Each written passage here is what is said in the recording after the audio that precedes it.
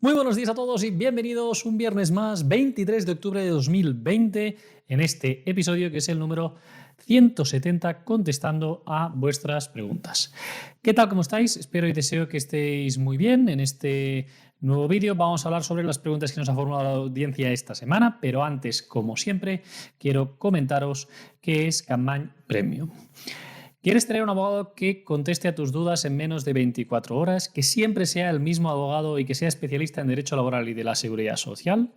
Pues bien, entra en los detalles que hay aquí en el enlace más arriba o en los detalles de este vídeo y podrás acceder a todo el contenido y la información sobre Capmany Premium, tu abogado de confianza por una tarifa plana y que además gozarás de descuentos exclusivos en el caso de que tengas que ir a juicio con nuestro despacho.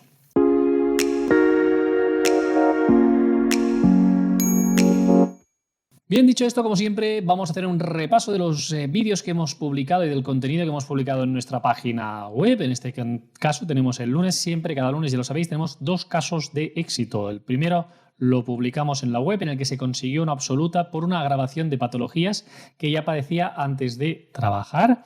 Y en el segundo, Marta hace un vídeo sobre un caso en el que lo hemos titulado "Volvemos a ganar otra absoluta ante el Tribunal Superior". Sentencia interesante en un recurso que se nos estimó de forma favorable cuando el juzgado lo había desestimado en la primera instancia.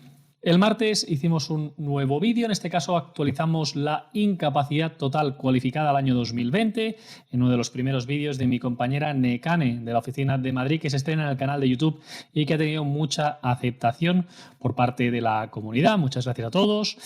El miércoles hicimos un directo, en el directo pues hicimos a través de YouTube, de esta plataforma, y también luego hicimos el directo a través de Instagram. Interesante pues esa nueva plataforma de Instagram también, donde se pueden pues compartir la pantalla, y estuvimos viéndonos un rato. Estos han sido los contenidos que hemos hecho durante esta semana. Si os gusta este tipo de vídeos, como siempre, os pido que le deis al me gusta, que os suscribáis al canal y que le deis a la campana para que os notifiquen todos estos vídeos que vamos publicando cada semana para vosotros. Y ahora ya, si os parece, empezamos a contestar a las preguntas de la audiencia. La primera pregunta de hoy nos la hace Mario Aldo Vidotto y dice lo siguiente. Buenas noches, mi pregunta es: ¿cuántos años se toman para calcular la base en una incapacidad permanente total cualificada?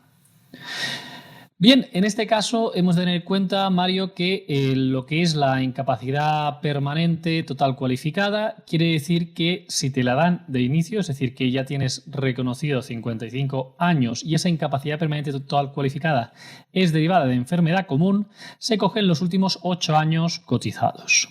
Si deriva de accidente no laboral, se cogen los dos últimos, o los dos mejores, perdón, de los últimos 7 años, los dos seguidos. No se vale coger una cotización de aquí que es alta y otra de allá, sino los dos seguidos que sean más altos de los últimos 7. Si es por accidente de trabajo o enfermedad profesional, la del año del accidente de trabajo, el año anterior, cuál es la cotización por contingencias profesionales de ese trabajador. Bien, entonces en este caso vamos a tener en cuenta que si la base reguladora, si ya la tienes reconocida, porque te la reconocieron, me lo invento, a los 50 años y llegas a los 55 y pides el incremento, pues el incremento del 20% va a ser de la base reguladora que te reconocieron cuando te la dieron en su momento, con las revalorizaciones que hayan tenido la pensión durante cada año. Muchísimas gracias, Mario, por la pregunta. Vamos con otra. Pedro Cerdán nos dice: hola, mi mujer se jubiló en septiembre de 2015 con 61 años. Y como la empresa cerró después de cotizar 44 años, no le dieron el complemento por 2 hijos. A mi modo de pensar, muy injusto. En 2017 me jubilé yo con 65 años y 46 cotizados. Yo no sabía que podría haberlo solicitado dicho complemento. ¿Puedo hacer los trámites para solicitarlo ahora? Ustedes tramitan dichas gestiones, esperando sus noticias. Un saludo. Bien, muchísimas gracias por la pregunta. En este caso, hemos de tener en cuenta que para los hombres este complemento no es efectivo de momento. Hay algunos juzgados que sí que han reconocido el complemento de maternidad a algunos hombres, sobre todo algunos hombres que han estado pues cuidando a sus hijos, y se ha podido demostrar pues que hay una sentencia en las Canarias, por ejemplo, que era viudo este hombre y que solicitaba el complemento de maternidad también porque tenía que haber hecho esas labores del hogar, que es lo que intenta compensar este complemento de maternidad. la jurisprudencia europea, el Tribunal de Justicia de la Unión Europea, ya ha dicho que este complemento de maternidad pues no es injusto y discriminatorio para con los hombres y que en este sentido se vuelva a mirar por parte de la legislación española, en el sentido de que o se les dé a los hombres o que se les quite a las mujeres. Entonces vamos a ver qué es lo que acaba sucediendo con este complemento. De momento hemos de estar a la espera de lo que suceda en este caso. Bien dicho esto, es importante también que se sepa que hay algunas sentencias, pero que no todos los hombres van a poder solicitar este complemento de maternidad y que esto aún no ha llegado a nuestro Tribunal Supremo y que por lo tanto hemos de esperar a que el Tribunal Supremo dicte sentencia y fije doctrina al respecto de esto. Muchísimas gracias, Pedro, por la pregunta y vamos ahora con otra pregunta. Nos la hace en este caso, a ver un segundo, nos la hace en este caso Antonio Tapia y dice lo siguiente. Hola Jorge, buenas tardes. Yo estaba en la Seguridad Social de baja más de un año. Ahora ya me han dado el alta y la he impugnado porque no me encuentro capacitada para trabajar. Y me han dicho que no me van a pagar por la empresa ni por la Seguridad Social. ¿Qué tengo que hacer? Estoy a la espera de hacerme pruebas. Mi trabajo es de limpiadora, pero no me puedo agachar porque tengo las hernias en la espalda y asma, fatiga crónica y además tuve un infarto. Bien, muchísimas gracias por la pregunta. Le pasa a mucha gente esto, que llega el año y se les da el alta a los trabajadores cuando aún no están bien para trabajar. Y aquí tienes varias opciones. La primera opción que tienes es, en este sentido, pues tienes que reincorporarte a la empresa y pedir las vacaciones de este año. Tienes derecho a esas vacaciones y en este caso, pues lo que deberías hacer es solicitar esas vacaciones y que la empresa te las pague. Luego lo que tienes que hacer es, en todo caso, más que impugnar una alta médica que no suspende la ejecución de ese alta, es decir, te tienes que ir a trabajar igualmente aunque la impugnes judicialmente, lo mejor es que valores una incapacidad permanente, ver si con esas lesiones que tienes, esas hernias, esa fatiga crónica, ese asma, etcétera, ver si podrías conseguir una incapacidad absoluta para todo tipo de trabajo o una incapacidad total para tu profesión de limpiadora. Entonces eso es lo que yo te recomendaría. Puedes entrar en nuestra página web también o llamarnos y así hacemos una valoración gratuita de tu caso para ver si puedes o no solicitar una incapacidad permanente. Muchísimas gracias, Antonia, por tu pregunta. Vamos con otra, nos la hace Ulises Santana. Dice lo siguiente, siempre me llaman para la renovación de la incapacidad de un día para otro o para que vaya a los 2 días. ¿Es normal que den tan poco tiempo? Lo digo por si me encuentro en otro destino. Bien, muchísimas gracias, Ulises. Sí que es habitual y sobre todo ahora con el tema de la pandemia que se cite de muy poco a poco. Normalmente antes se citaba una semana o 2 vistas, pero ahora se está citando con poco tiempo. A veces incluso por correo electrónico, por teléfono, por SMS. Entonces sí que es importante en este caso que estéis atentos y disponibles y que pues estéis dispuestos a poder ir a esa citación. En el caso de que ellos no puedan demostrar que te han notificado a ti esa pues citación, ellos no te podrían dar un alta por incomparecencia o lo podrían hacer, pero tú podrías recurrir diciendo que no has sido pues válidamente citado. Nada se dice en la ley sobre cómo tiene que ser. Lo que era habitual antes de la pandemia era que fuera por correo certificado con acuse de recibo y que entonces en ese caso se entendía válidamente citado al trabajador que tenía que pasar revisión. Pero si no es así, ahora mismo en situación excepcional de la pandemia nos está ocurriendo esto y por lo tanto el consejo es que estéis disponible en todos los medios que tenga la Seguridad Social y que sobre todo actualicéis vuestros datos, que tengáis el correo de vuestro domicilio correcto, que actualicéis el teléfono y que esté bien en ese sentido y si tenéis algún correo electrónico que la Seguridad Social tenga, pues que lo vayáis consultando de forma frecuente. Bien, dicho esto, vamos con otra pregunta. Nos la hace en este caso Antonio Sánchez. Muchas gracias, Ulises, por la pregunta. Dice, hola, mi mujer fue al tribunal médico recientemente con informes médicos de sanidad pública y la persona que le atendió le dijo que lo tenía todo en el ordenador y ella no los vio. ¿Es posible que tengan los informes médicos sin haberlos aportado? No sabemos si los tendrán o si debemos aportarlos aunque haya pasado ya el tribunal. Gracias. Bien, esto está ocurriendo. La Seguridad Social tiene acceso a los informes públicos de sanidad pública. Esto depende un poco de los convenios que tengan con cada centro. Lo digo porque el sistema sanitario que tenemos en España es muy complejo. En la mayoría de autonomías está delegada la competencia de sanidad a las comunidades autónomas y por lo tanto no es una conexión directa. Tiene que haber una autorización y una cesión de datos y eso en principio cuando presentáis una solicitud lo marcáis ahí como que autorizáis a que puedan acceder a esos datos. En todo caso, a veces sí que tienen acceso a esos informes, pero a veces no, o a veces aparte de ellos. Por lo tanto, mi recomendación es siempre llevarlos a esas citaciones o, si lo hacéis telemáticamente, presentar los informes con la solicitud y de esa forma ellos podrán acceder sí o sí a esos informes, ¿de acuerdo? No esperéis a que ellos tengan los informes, sobre todo lo de los especialistas y demás. Es importantísimo que los aportéis en esa visita al tribunal médico. Muchísimas gracias por la pregunta, Antonio. Vamos con otra, nos lo hace José Ramón y dice lo siguiente.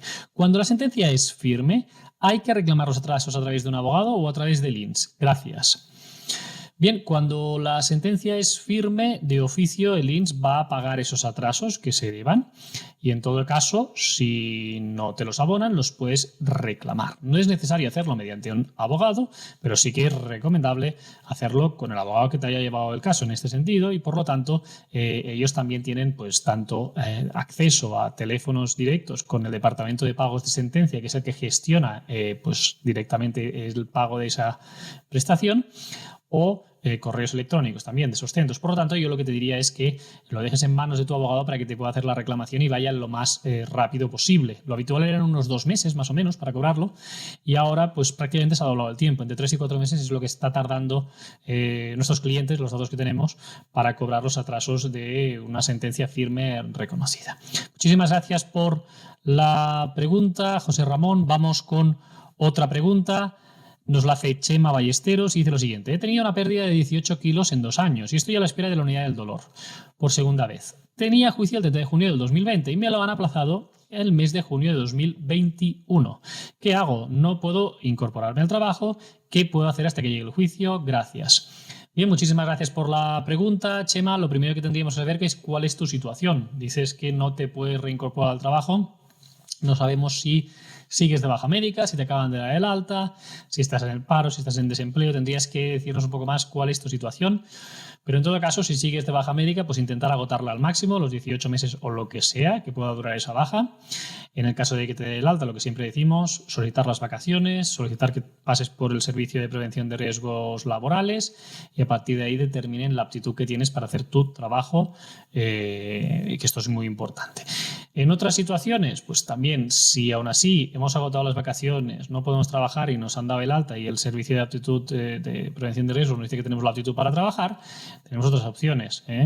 Dejar ese trabajo, pero no como baja voluntaria, sino como un abandono y que la empresa nos despida y así cobrar el desempleo, aunque perderíamos evidentemente el contrato de trabajo.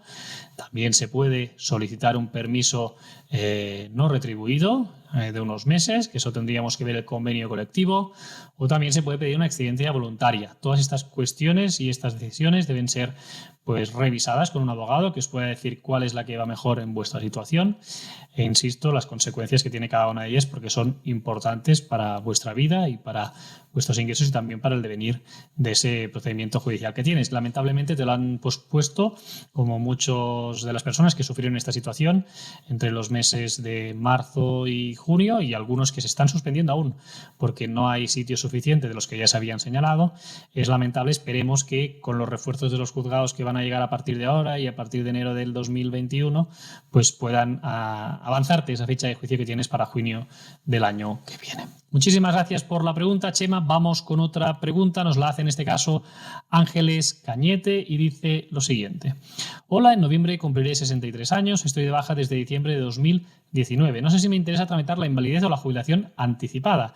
¿Qué hago?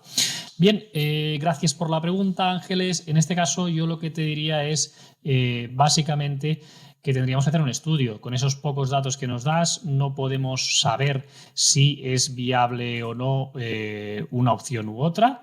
Entonces aquí lo que sí que sería importante que supieras sería básicamente esto, es decir, las cotizaciones que has hecho en los últimos 25 años, esto por un lado, y por otro lado también deberías saber pues lo que has cotizado en los últimos 8, ¿vale? Porque es la base reguladora que tendrías de la incapacidad permanente. Entonces, sabiendo estas cuestiones que te digo, podríamos determinar de una manera más o menos sencilla si te resulta mejor una incapacidad o una jubilación.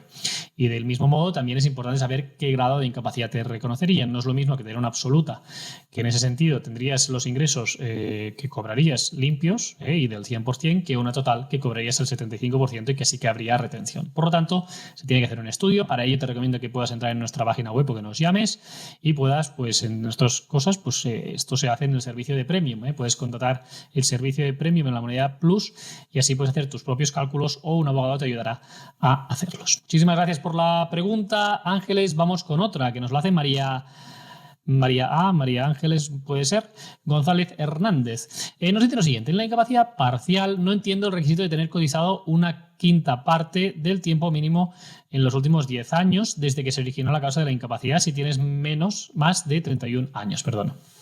Entonces, para solicitarla es necesario que hayan pasado 10 años desde que comenzó la enfermedad.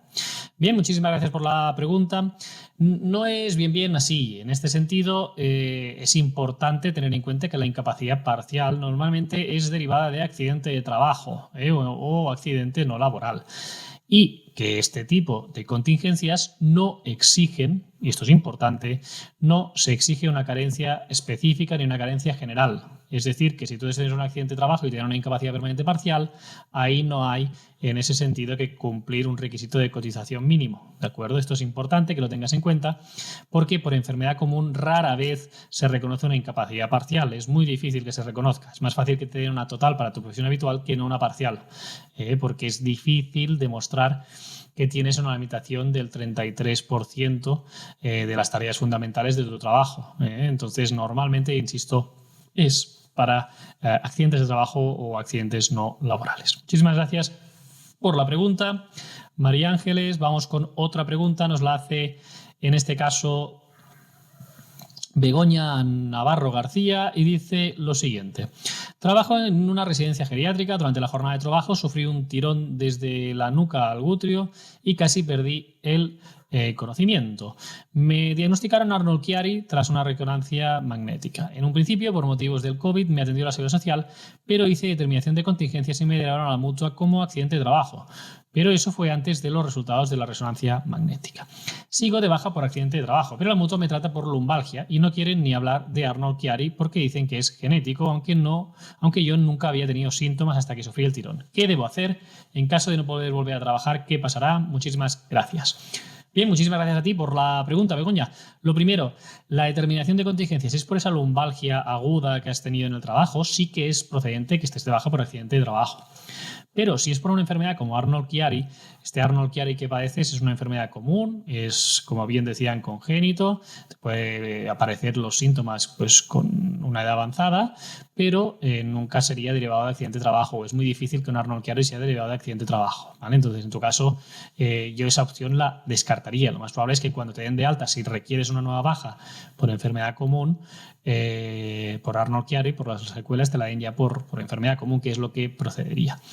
¿Qué va a suceder si no puedes trabajar? Pues bueno, lo primero es que se tienen que mirar las posibilidades terapéuticas. Hay muchas posibilidades terapéuticas con el tema del Arnold-Chiari, intervenciones quirúrgicas, pues el tema también de los implantes que hay, las válvulas, etc. Entonces es importante que en este sentido veamos aquí cuáles son las opciones terapéuticas y una vez si se agotan y lamentablemente no mejoras, pues estarías candidata para poder solicitar una incapacidad permanente. Pero primero es estudiar cuáles son los tratamientos efectivos que puedas tener, a ver si te recuperas y esperemos que así sea, y en el caso de que no funcionen, pues es ahí cuando deberías plantearte una incapacidad permanente. Muchísimas gracias por la pregunta, Begoña, y vamos con la última pregunta del día. Nos la hace Rafael Ordóñez García. Dice: mi empresa presta servicios en el sector público y me han comunicado, estando de baja, que mi contrato ha terminado y al ser indefinido me ofrecen otro puesto vía burofax sin especificar horario alguno.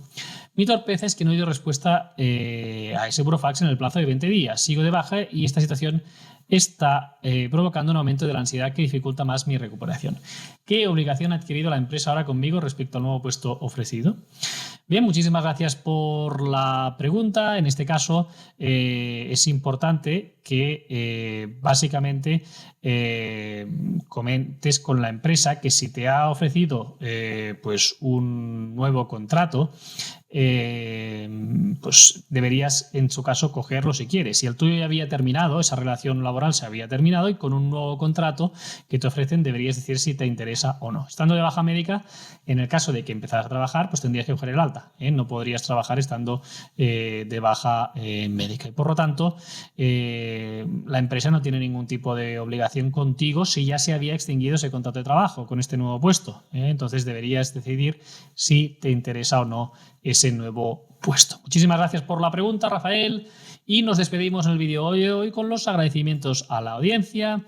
Como siempre, nos dice Magdalena de Torres, canta la piedra, dice: sois estupendos, aprendemos mucho de vosotros, gracias. Mariana Chesque dice: muchas gracias por vuestro esfuerzo, felicidades por todo lo que hacéis, sois los mejores. Y Om dice: muchas gracias por vuestra labor. Bien, a todos vosotros, muchísimas gracias por vuestras preguntas, por estar siempre ahí, siempre atentos, y deciros que la semana que viene volvemos como siempre con nuevos vídeos, con un directo el miércoles que viene, tanto en YouTube como en Instagram, que está resultando muy exitoso, y con ganas de veros vuestras caras de nuevo. Que tengáis un feliz fin de semana.